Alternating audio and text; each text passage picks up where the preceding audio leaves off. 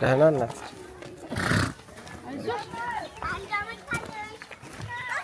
የት ነው ያለው ልጁ? ትምህርት ቤቱ ጋር ነው።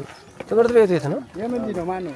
ያው እዚህ እንደው ብንፈልግ የት ሀገር ገብተህ ነው?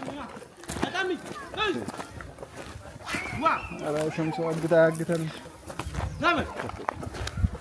ኧረ የጠላት ወሬ ኧረ የጠላት ወሬ ነው።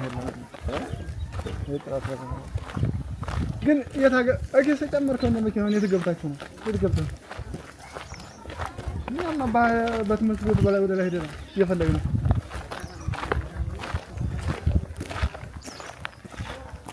እስኪ በቃ ጠብቀን